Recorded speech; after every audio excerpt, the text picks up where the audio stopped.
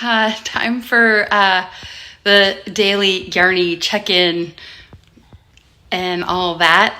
Welcome back to my disaster room. Today I am making IKEA shelves to house my yarn. My inspiration started with this post I saw by Craft After Me. I'll put the link below, where she shared a photograph of her yarn space. And I just love the look of this. Isn't it really pretty the way the colors of her yarn just play together? So I went and started looking for the Billy bookshelf by IKEA.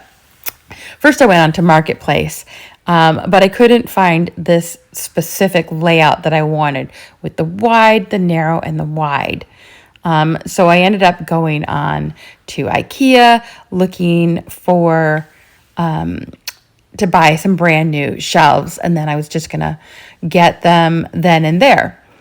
Then I saw this post on Facebook by Crochet Grove, also link below, and she actually films herself filling her shelves with the yarn, and that was just so motivating. And I love the glass doors, and so that's when I decided I really wanted to have the glass doors.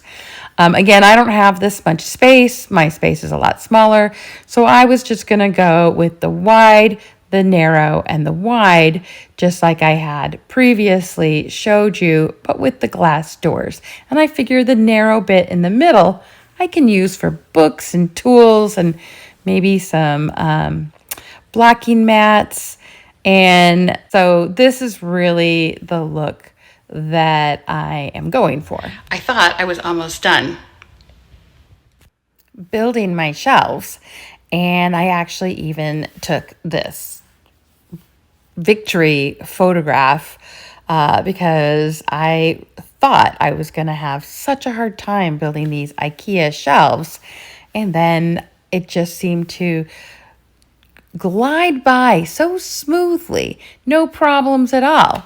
Then I turn around and I look, and what I have are two partial bookshelf bits and lots of unopened boxes.